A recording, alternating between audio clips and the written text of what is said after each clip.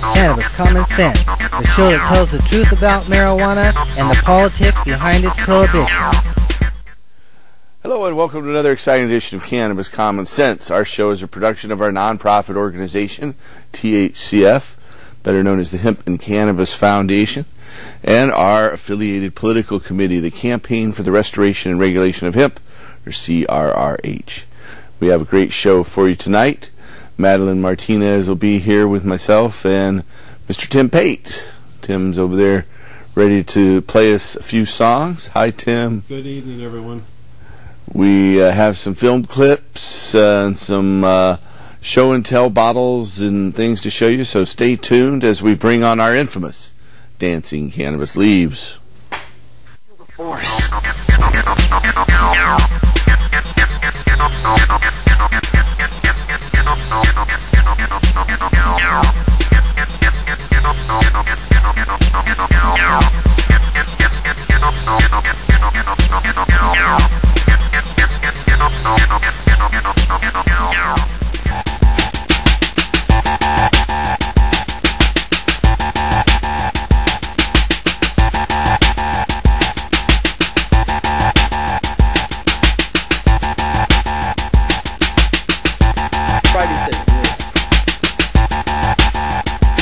How's 388 going? It says die, kill it up there.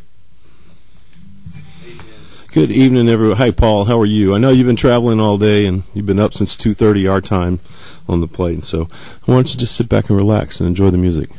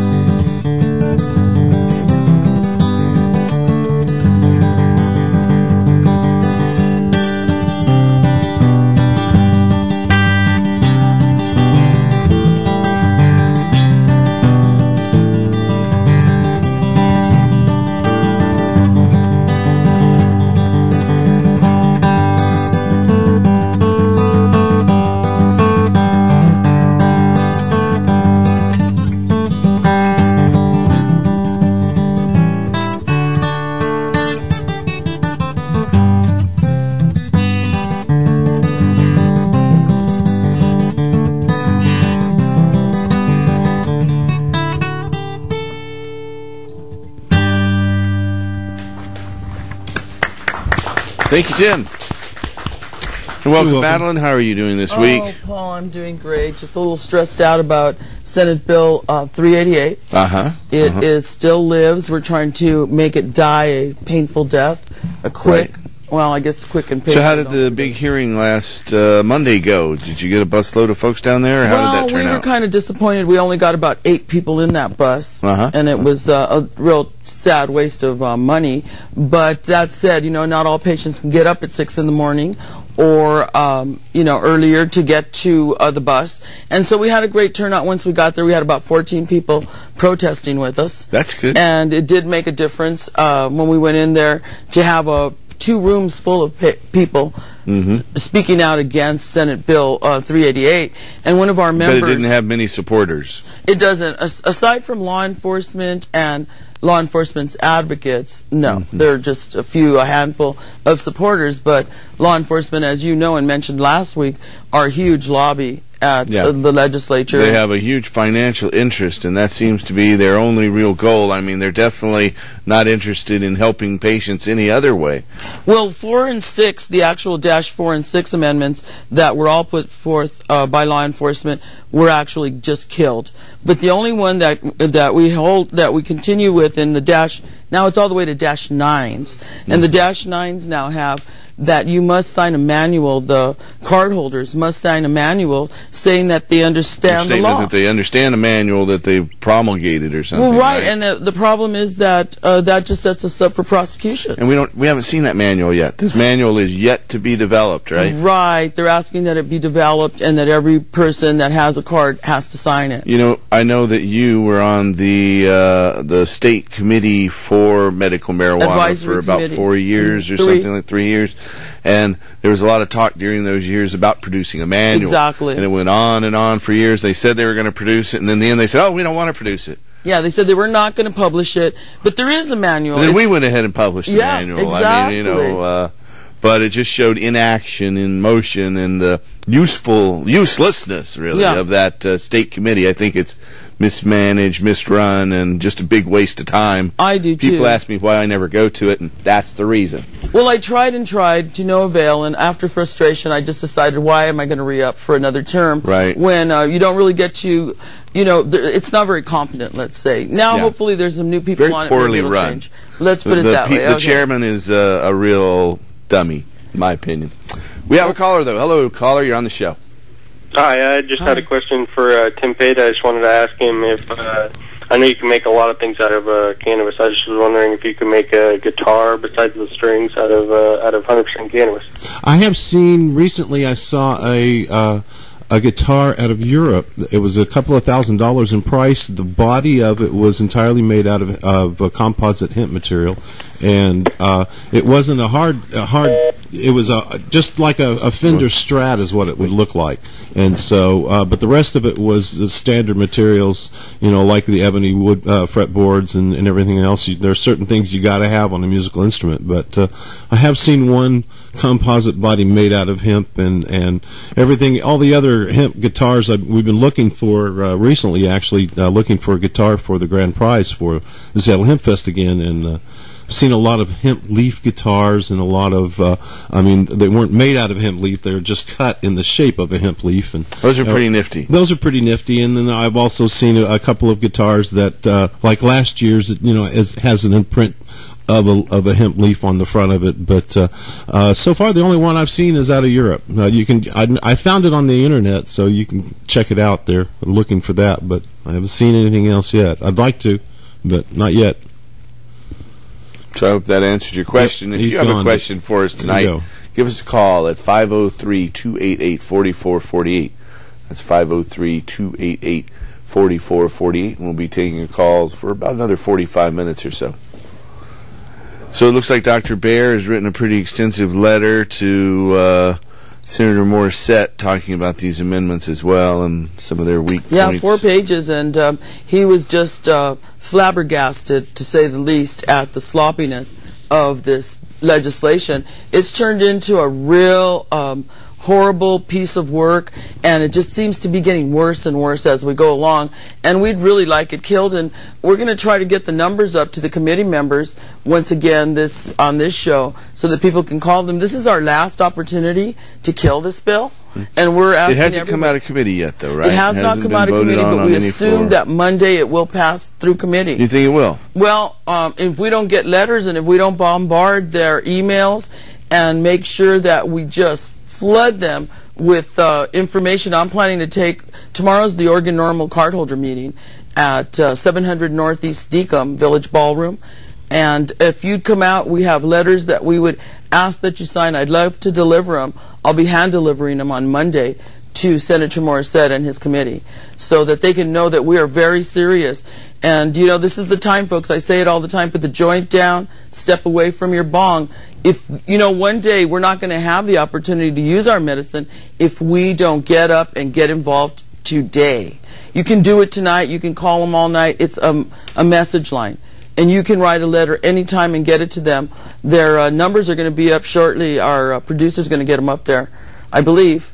Yeah, I've got a couple of questions for you, Madeline. Sure. Now, if this passes out of this Senate committee, there's several different ways it could go. It could go through the Ways and Means Committee because it's got a budgetary item involved with it if it does pass. Right. And so they would have to go through another committee, if I'm not mistaken. It will. And so, I mean, this could be going on for a long time. And after that, then it'd still have to go to the Senate, and then it would have to go to the other side, or you know, and then pass the full House. Yeah. So right. Well, this is I hope it gets killed now because it's not worthy of more hearing anywhere else. It really isn't. So no, we don't think it is. We don't think it is. We think we need to kill it now before it goes anywhere else. Of course, we do have other friends like Representative Peter Buckley, who is going to be probably the Ways and Means Committee. Mm-hmm. He'll have it in front of him, and we are hoping that they'll bury it, you know, because anything that costs money this session isn't going to go through. We just don't have the money in our budget to make it happen. And what's going to happen if it does go through, this is really going to cost the program. Fees are going to go up for patients, so how does that help us? Mm-hmm. And it's going to make it doubly hard. Here's when I think that is going to be really rough. A person may not be a designated primary grower for more than 4 people unless you have to go down to DHS and sign a waiver. Were they going to hire somebody else? They can't even waiver to do what? To be able to grow for more than 4 people. Mm-hmm. But then what is the waiver? A waiver just... That the person is homebound or institutionalized and cannot grow for themselves. And so everybody's going to have to go through this if you have over 4 patients registered with you. And it's just going to make another burden on our program. Castle. Raise the fees. How are these people who are homebound or institutionalized, how are they going to get to the program to do all this stuff? Right. It's really kind of their method of destroying our program little by little by chipping away at it. Or their attempts to. Yeah, their attempts to, but that's just it. If people like you don't get involved today, if you don't write these numbers down, if you don't do something, what's going to happen to the program? One day they're going to be knocking on your door. We barely dodged a bullet on they wanted to come and do inspections. Mm-hmm, mm-hmm. But I figure when they can go to someone's house that has Vicodin and do inspections, okay, then maybe we'll have to accept it. But I don't believe that we live under that kind of tyranny. Right, right. Hey, they can't come do any inspections at my house. And no, they can't. I've always said it's the only urine test they can have is a taste test. Well, they said all they want is they want to go follow through if there's probable cause. But that's called a warrant? I mean, I'm not an attorney, but that's what I heard. Mm-hmm. You know, isn't that it? Yes. A warrant. Get a warrant. Got a warrant? Don't come in. You can't come in. We need to just put these law enforcement people back in their place and legalize marijuana and restore industrial hemp to its rightful place. And once we get done playing these legislative circle games, hopefully we can start focusing back on that again. Exactly. I agree. Thank you, Paul. I know you're working hard on that issue as well, all over the country.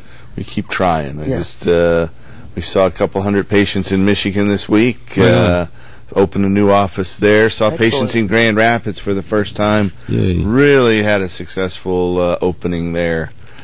We could have booked 3 times more people than we had, and then we saw 50 in a day. Wow. It was a full day. Very then impressive. Drove across the state to the next clinic to see 50 more. But you know, the old curse, watch out what you wish for, you might get it. So it's actually working out, and we're getting ready to launch in Albuquerque, New Mexico, starting here in June. City. So stay tuned. Keep growing. Everybody out there, keep growing. If you have a medical condition and you think marijuana would help, get involved, because I can tell you living on pharmaceuticals is no way, that's not living. It's surviving. And so get out there and try to get your card from these great people at THCF. Yeah, if you have a question for us tonight, give us a call at 503-288-4448. We have a caller. Hello, caller. You're on the show. Hey, how you doing? Can you hear me? I can hear you. Oh, great. I got you.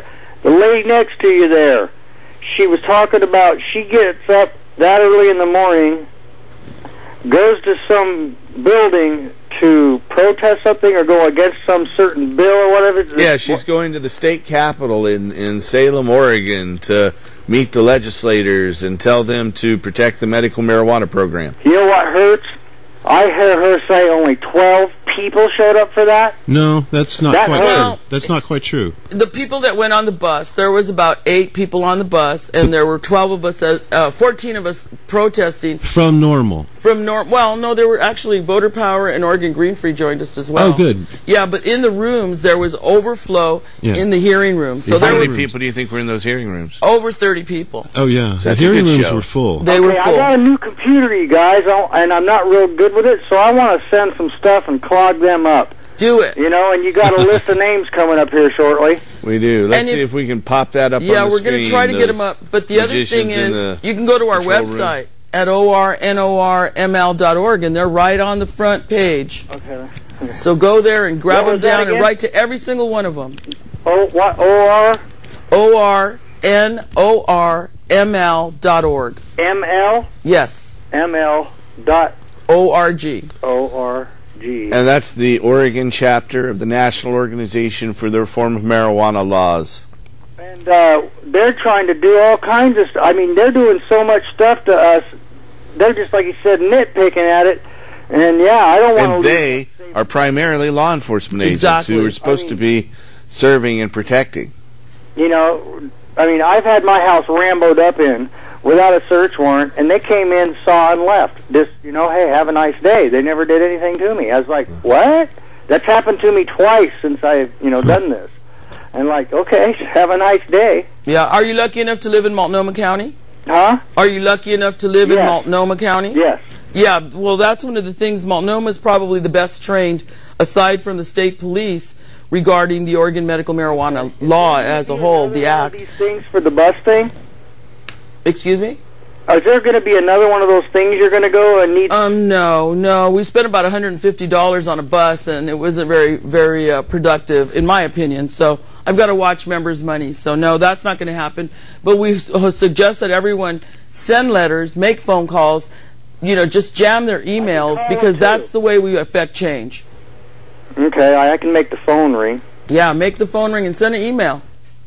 and tell them, don't do this to us.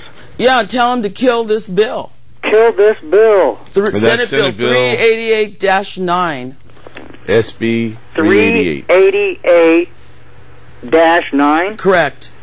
Tell them you need to kill that thing yesterday. Yeah, it's just going to hurt patients. It's not going to help. There's nothing in that bill that will improve our lives. Nothing. Lovely. Everything is just going to hurt us. But one of the things that we are pointing out to them is, if they expect us to sign a manual saying that we understand the law as lay people, as disabled Oregonians, we're asking them to ask the Attorney General or the Governor to actually create, to adopt.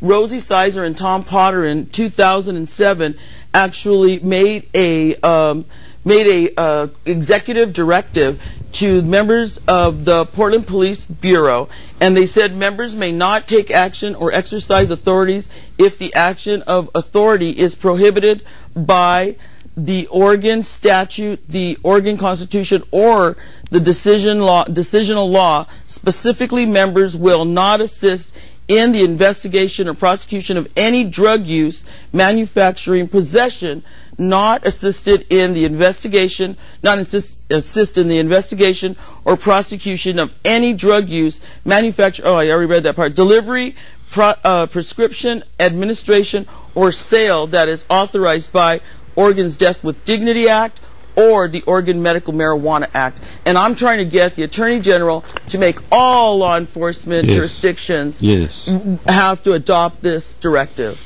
I think it's really important that if we have laws, that law enforcement should follow and support those laws. Mm-hmm. Yeah, they seem to be doing that. Well, in Multnomah County, they're pretty good about it. I mean, you know, I pointed to the paperwork on the wall and in my pocket, and they was like, gone. Yeah, their chief of police told them to do it, so of course they're going to do it. But we need the attorney general or the governor to tell all law enforcement.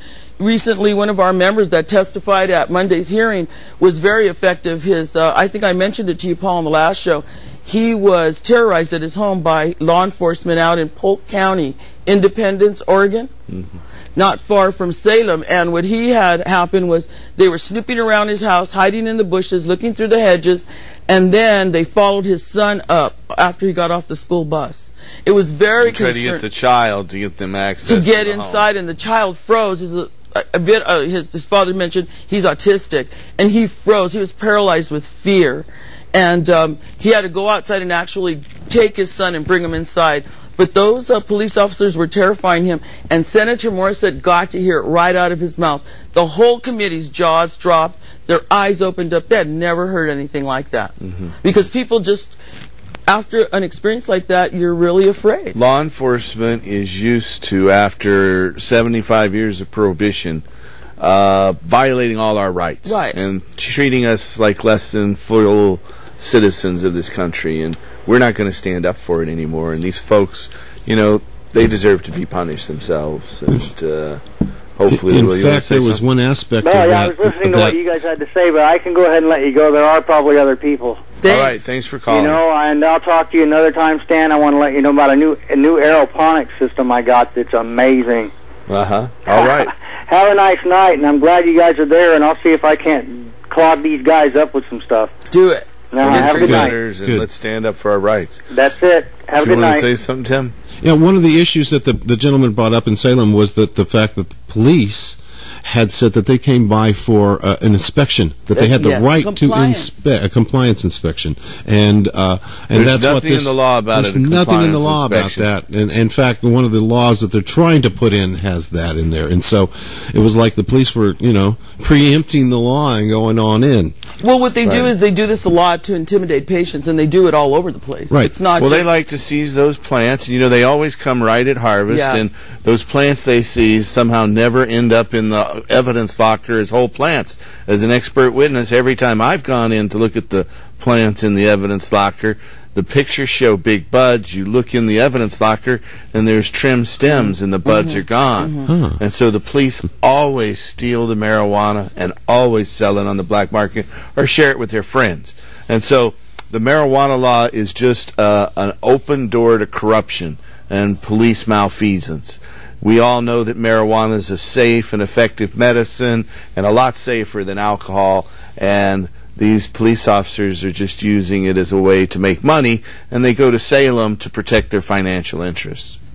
And so we've got to stand up for our rights and take control of this situation, because we've got a plant here that can alter our economy, create jobs. I mean, we've demonstrated that in opening clinics around the country and employing dozens of people, that marijuana can create jobs, and when we have marijuana legally regulated, industrial hemp will come to the forefront again. Yeah. Now, there's a thing up on our graphics there about the normal meeting tomorrow, and that's always a lot of fun. That's for card holders only. Yes. And so the doors will open at 11. They close up at noon, right? So if you get there after noon, it up at noon, exactly. You can't, because I think certain things, it becomes a members-only area after that. Exactly. We lock the door, and it's a members-only area, and we have a nice meeting, and then we have a social time, and we're really excited to have you come out and meet us. If you're a card holder and you have a state ID or driver's license, please come out. You can join at the door. It's a lot of fun. And then next week, there's a couple big events. Yes. On Friday, it's the 10th anniversary of the medical marijuana law going into effect here in Oregon. Yes. And so you've got a part of the Capitol, the display area next to the hearing rooms, I believe. Yes, we do. We have the Galleria. It's just as you come through the rotunda first, and then you go into the hearing rooms area, and we'll be right out there. We have 6 tables. Mm-hmm. We're going to be showing the gold standard of government programs, which is the Oregon Medical Marijuana Program. We're going to be showing that continuously on a TV there, and we're going to have some patients' testimonials as well. We'd like you to come out and have a cupcake made by Winco, and they're not medicated, because Winco doesn't do that, unfortunately. But we will. Winco, is that the grocery store? The grocery store. They work real well, and they're They're really economical. So they'll be making our cupcakes that have a green number 10 on them to celebrate our 10th, a decade of a program that is so successful that other states are now using our law as a template. Yeah, they have almost since day one. Yeah. I know Hawaii's legislature had the first director of the state medical marijuana program come and testify there, and then they virtually enacted almost carbon copy of what was then Oregon's law. Yeah, I wish they would have stuck a dispensary in it. You know, if anybody's going to open up the law and try to gut and stuff it, let's stuff it with a dispensary, with a place where people can get medicine at a reasonable cost, folks. As you know, I've been spending a lot of time in Michigan the past few months as the new medical marijuana law has opened up there. And in Michigan, it says explicitly that patients can compensate other patients for both their time and their expenses. So that really opens the door where patients can help each other. I really think that's going to make it a lot easier in that state for patients to access medicine. Yeah, that's one of the things we had hoped to do to 388, but unfortunately it didn't fly, as law enforcement and their advocates said that that would be paramount to being criminals. If I could reimburse you when I run out of medicine, to me it just makes sense. It's the next, you know, step in our program, in the evolution of our program. It just doesn't make sense for you to have to go to the black market rather than to use the medicine that we all have grown and share in our community. Hey, we have another caller. Hello, caller. You're on the show. Hello. Hi. Hi, caller. Hi.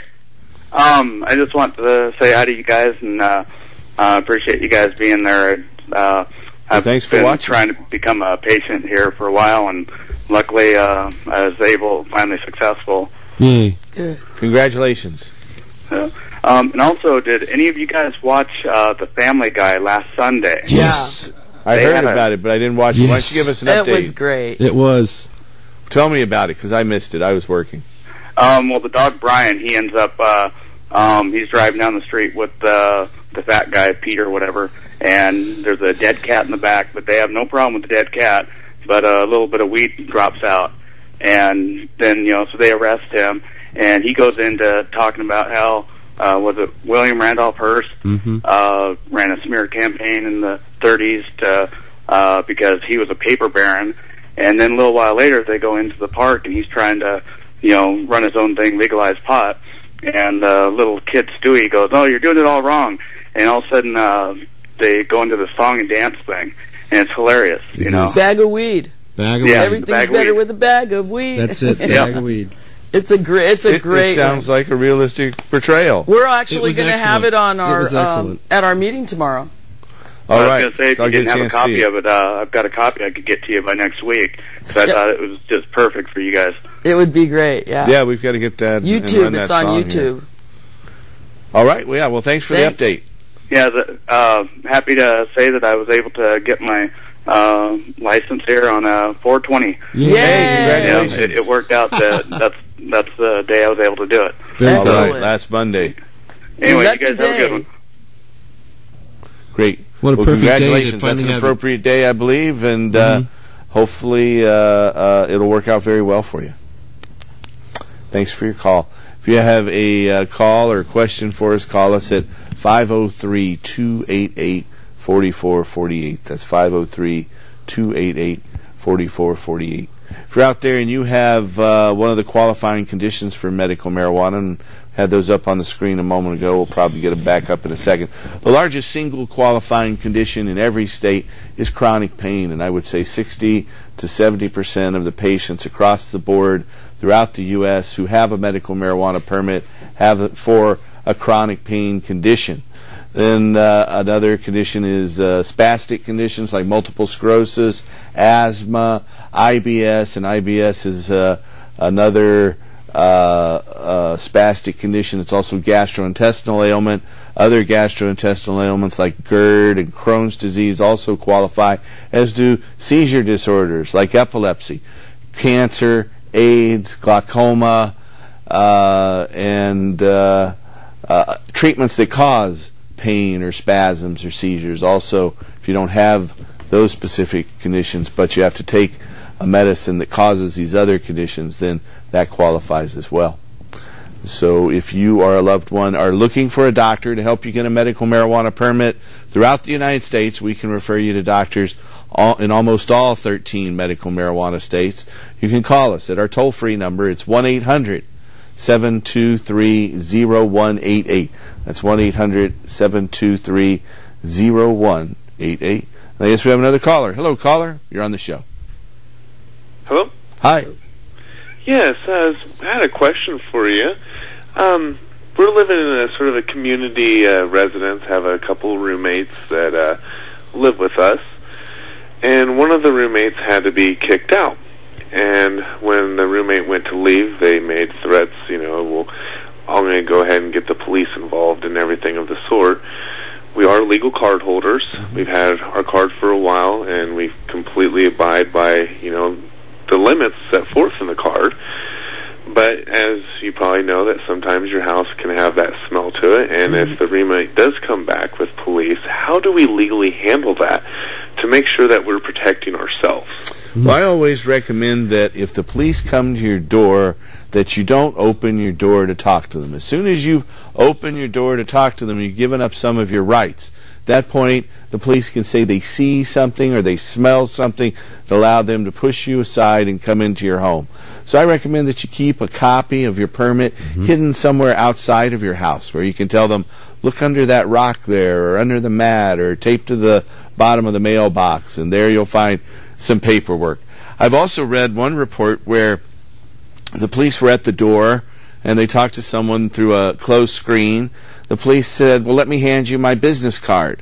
And I read the report. The policeman wrote, I handed him, when he reached out to get the business card, his hand came out of the door, and I grabbed his hand, and I pulled it, and the rest of his body came out of the door, and I held him there until I could get a search warrant. So I recommend that you don't open your door at all, because anything you can do, they could twist into some sort of event. And so just talk to them through a closed front door and explain. Well, now, as far as like a roommate, if they've been living there for a while, they can ask to have a police escort them to their room to, get their stuff or whatever.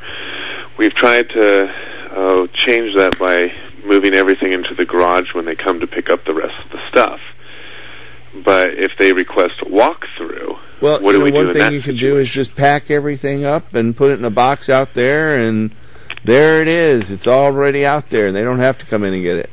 Okay, so is there any right as far as a tenant being able to request that the police go in and check to make sure everything's been, all their stuff's been removed from the house and is sitting in a box? Because what if they say, no, if they're not paying rent during that period of time, then they have no access to the building and have no right to access. I mean, if it's during a period when they've paid their rent for that area. I also want to preface that with a statement that I am not a lawyer, and you can't really rely on my legal advice in court, but I can tell you that I don't think they have a right to come into your home after their period of paying rent has ended. Not without an active replevin, a provisional process. That's what it would take. Yeah. And that is a very serious thing, and he would have to prove quite a few different points that they were actually taking things away. They were taking your stuff and selling it or moving it out of the area, or in other words, kind of he's talking too. It sounds like. What were you saying, sir?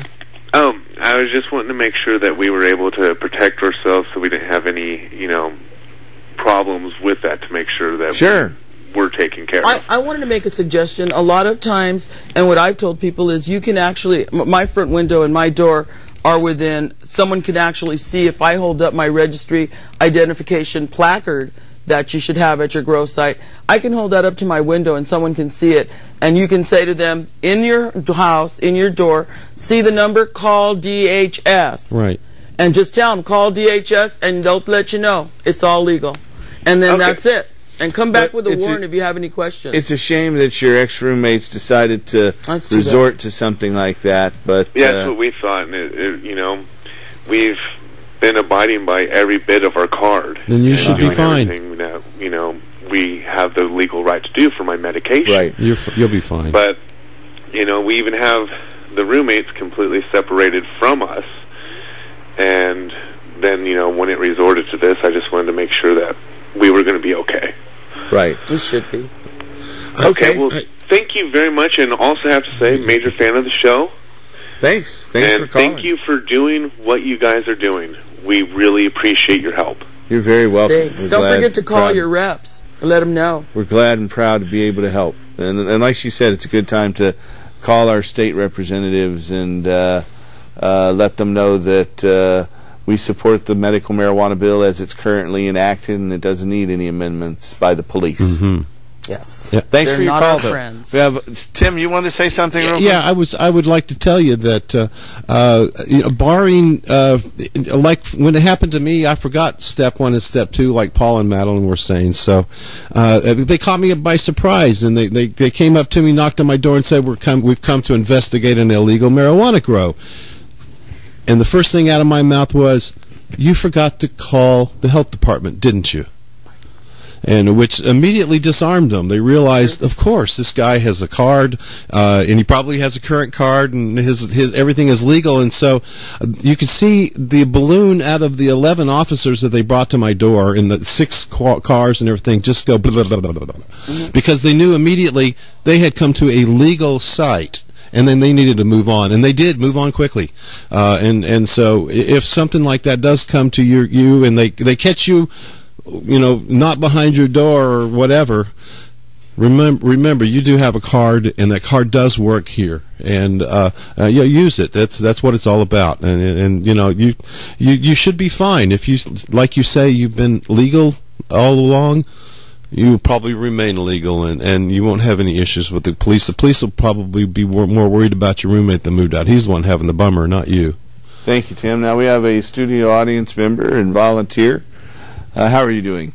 Hello, Paul. Glad to Howdy. see you back. Thanks. I just want to let our audience out there know that I've had law enforcement at my door 5 times in 6 years, and reminded them that they need to know the law, and the law doesn't allow them to come in and inspect, and I'd be happy to show them my home with a warrant.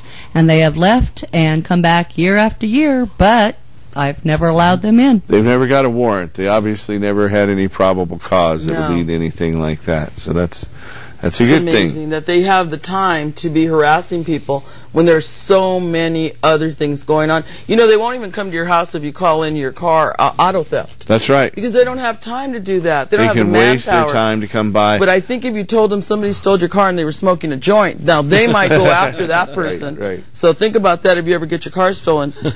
It really is serious. But you know what? On May 2nd, I wanted to remind everyone that we will be at Pioneer Courthouse Square. So everybody out there. A week from tomorrow? Yeah. We're going to be out there, and we're going to be holding the 10th annual, now called the Global Cannabis March. We're calling it GCMX, and it's in the Portland Tribune and all the little throwaway papers in your neighborhood. It should be all over the Argus and just as far as the Dells, and I mean just everywhere, 12 other papers. So check it out. It says it's really cool. It says coming May 2nd, GCMX. So we're pretty excited, and then next week will be the follow-up to that ad. The people at the Portland Tribune gave us a great discount, and that's good. Great service. So you'll be in Salem in the state capitol on Friday, May 1st. Yes. And the next day, after a television show a week from now, we'll be down in Pioneer Courthouse Square with the march. Hopefully, the weather will be good. It has been the past few years. Well, I looked at the 10-day forecast, and they said it was going to be sunny with a couple of showers. We're pretty excited about it. Human and the Human Revolution, Chief Greenbud, Franco and the Stingers, Marquee. We're going to have some great bands out there. And, of course, THCF will be there with the booth and letting people know what they can do and how they can qualify for the medical marijuana program. So come on out and meet us all. We'd love to meet you. And bring 4 more people so we can end this war. We march at high noon, so we ask you all to be there around 11:30. And we don't wait. So you might get the tail end, and the cool bus will be there for us. For the folks who can't walk, or who walk and find they can't complete the march for one reason or another, there will be transportation available. And we have a lot of great vendors that are going to come out and sell their wares. And vendors that support the medical marijuana program as well as ending adult marijuana prohibition. So the show starts in the morning at what time in Pioneer Courthouse Square next? Oh, it's going to start at 10 o'clock in the morning. 10 a.m. and it goes on to 5:30. 5:30. And then we'll basically be an all-day we'll event. be pretty burned out by then. Yeah, it should be a lot of Marching fun. in, we have a full police escort. And I just want to remind everyone, no dogs, no drugs, and no alcohol. And what we're asking everybody to do is, use a tincture or something that's going to last you a while, greenies. But we don't want to smoke out there because Pioneer Courthouse Square is Portland's living room, and we don't want to disrespect anybody or our city. So let's be thoughtful. If you want to get high all day, you probably want to stay home. But if you want to represent and you want to change this law and these ridiculous laws and end adult marijuana prohibition, then come out and show everybody in Portland how many of us there are. We saw the immigration people, and I mean my people, Mexicans, out there at the Capitol, thousands of them. And then I see the medical marijuana people. There's 23,000 of us, and there's 14 of us picketing. That's the kind of stuff that really upsets me.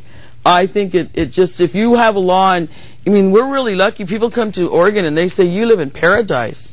And if we don't even fight for that law, do we deserve it? People complain all the time about government. Well, you're government and I'm government, and we need to tell them what we want. And we want them to kill Senate Bill 388. So please, if you're out there. That's the first step. Yes. So I want to remind our viewers as well that every Wednesday night at the THCF headquarters at 105 Southeast 18th Avenue, the medicine man, Andrew, will be teaching a gardening class and a medical marijuana class. Starts at 5:30 through 7:30. And they're advanced, intermediate, and beginning gardening classes on making medicinal grade hashish as well. So we've got another caller, though. Hello, caller, you're on the show. Hi, how you doing this evening? Very well, thank you. Good. Or I should say good evening, gentlemen and madam. Thank you. Here's my question. Okay. Would you be so kind as to explain to all the many thousands of people who are going to have the opportunity to watch this on YouTube or Ustream or whichever venue they see it, could you explain for the people what the effect would be of having cannabis removed from Schedule and dropped to Schedule 2?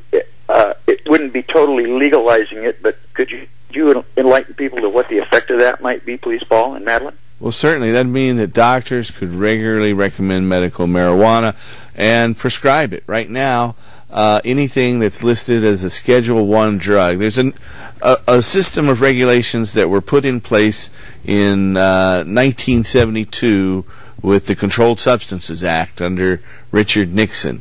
And that turned the Federal Bureau of Narcotics into the Drug Enforcement Administration and combined several other agencies under the DEA's head. And they set up a schedule of drugs, and anything in Schedule 1 has no medicinal purposes, theoretically, and therefore can't be prescribed. And marijuana is in that category, along with LSD and a few others. But if it was taken to a Schedule 2 drug, then it could be prescribed by any physician.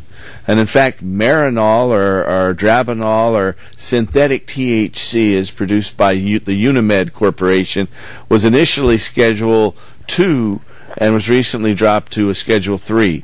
And the lower that number is, the harder it is for doctors to prescribe that drug, and the more regulations and restrictions there are. For instance, a Schedule 1 drug is something that can't be prescribed at all. Schedule 2 is a heavily controlled substance. Schedule 3 has less controls. Schedule 4 is almost over the counter.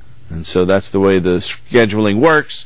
There have been a lot of moves to move marijuana from Schedule 1 to Schedule 2, 3, or 4. And in several cases, 2 different administrative law judges over a period of 20 years have ordered the DEA to reschedule marijuana. However, the administrator of the Drug Enforcement Administration in both cases ruled that the administrative law judges' rulings were without fact. Now, if you read these administrative law judges' opinions. One of them by Francis Young was about 150 pages, just chock full of scientific evidence, and he even said that marijuana is one of the safest therapeutically active substances known to man, and that marijuana is safer than many common foods that we eat.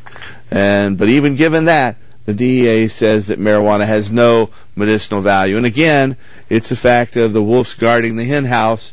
They want to keep marijuana in their controlled substances order so they can continue, because I think marijuana arrests account for 70 to 80% of their activity. So without marijuana, 80% of their job doesn't exist. And so that's the primary motivation for these drug agents to continue their campaign. Little do most of them know that they're actually protecting the petrochemical industry and others, but it's really all about money and the continued centralization of economic and political control. Very well said, Paul. Thank you.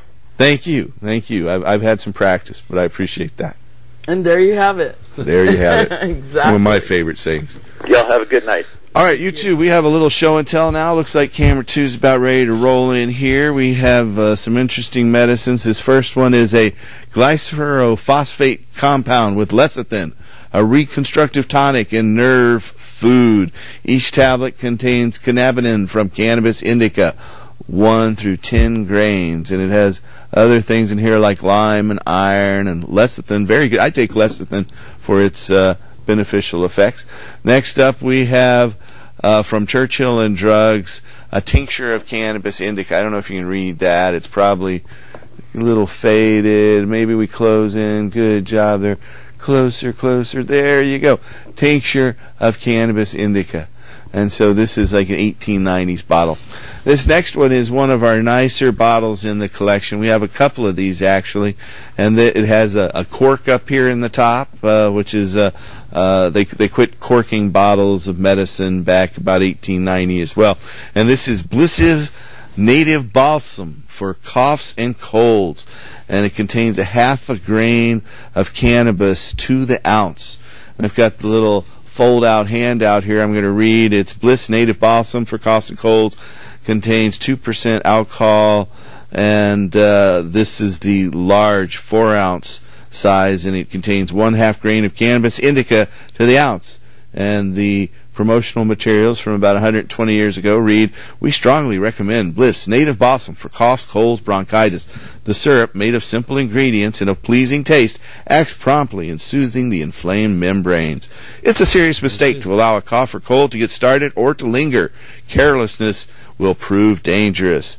When you first feel a cold coming on or notice that you have one, start taking Bliss's Native Balsam. At the same time, keep the bowels open with Bliss Native Herbs." And there it is. Bliss's Native Balsam. A full bottle and a nice... Our next two medicines are veterinary medicines. And this is a colic compound, Dr. Hess's colic remedy. And I guess you're supposed to force this down the throat of your horse or cow if he's for the treatment of, according to the back of the bottle, spasmodic and flatulent colic, gripes, acute or chronic indigestion, impaction of the stomach, inflammation of the bowel, impactation of the colon, etc. From Dr. Hess and Clark of Ashland, Ohio. Next door, we have for horses and cattle. It says right here, for horses and cattle. It's cannabis, chloral hydrate, and Cannabis indica. Oh, this has 36 2/3 grains per ounce. Wow. It's nifty embossing on the back of the bottle here. It says Sloan's anti-colic. Sloan's. Then, jumping forward 120 years, we have Manitoba Harvest hemp seed, hulled hemp seed. You know, hulled hemp seed takes the outer crunchy shell off of the marijuana or hemp seed, and it tastes like cashews, and it's really good if you like nuts and things. Anyway, it says, from the amazing hemp seed, Manitoba Harvest hemp seed nut is created. We've taken the most nutritious part of the hemp seed, the inner nut, removed the hard outer shell, and sealed it in a shelf-stable package to lock in the freshness. To ensure quality, Manitoba Harvest grows, processes, and packages all of our own products daily in our kosher and USDA organic certified facility. Hemp seed nut is a delicious source of omega-3 and 6 essential fatty acids and essential amino acids or protein. Sprinkle it on your salad, cereal, or yogurt. It can be used in your favorite cooking and baking recipes, but keep the temperature below 350 degrees Fahrenheit so that you do not damage the precious omegas. Then next door to that, we have to thank Ico for donating this 6-pack of hemp ale from the Humboldt Brewing Company. Founded in 1987. It's an all-natural hemp ale. There have been a few different hemp ales out there over the years. They've come and gone, but this one's still there. And you can rush out to your store and get this. It's family-owned and operated since 1987, right down in Northern California. So there you have it. There it is, the hemp stuff. And you know, horses can die from colic. I didn't know that. I have a friend who raises horses, and she said they can actually die of colic. I don't know. It's very serious. Yeah, it's very serious with horses. We just drink a little 7-Up and it's over. But not the horses. They eat a lot more grass than we do. Yeah. I guess it's kind of... I smoke the grass. Yeah. Me too. It's a different kind, though. Yeah. You know, I've heard, though, of the deer and things coming into gardens. I was listening to an interesting story about this fellow. He had a few plants outside his house, and a deer came and ate it. He went out. The deer was standing there. And he went over there and yelled at the deer, and the deer just stood there. He'd eaten like 12 big, 10-foot-tall marijuana plants. No. He went over, and he pushed the deer, and the deer fell over. And the deer laid there for about an hour, he said, and finally got up and staggered off. But that deer had a little bit too much hemp that day, I guess. That deer was feeling euphoria. We're down to less than 3 minutes left, so we won't be taking any further calls, but I just want to remind our viewers out there to tune in each week. We'll be back here every Friday night. We have a live studio audience. You're welcome to come down and join the community. Tomorrow's the normal meeting at 700 Northeast Deacom at the Village Ballroom. Correct. Next Friday in the state capitol will be the 10-year celebration of the medical marijuana bill, and then next Saturday the Million Marijuana March. Exactly. So come on out and help us end adult marijuana prohibition. I want to thank all you folks for watching. We're going to go out with the melodious harmonies of Mr. Tim Pate, and tune in next week. And remember to help us restore him. Good night. Thanks, folks.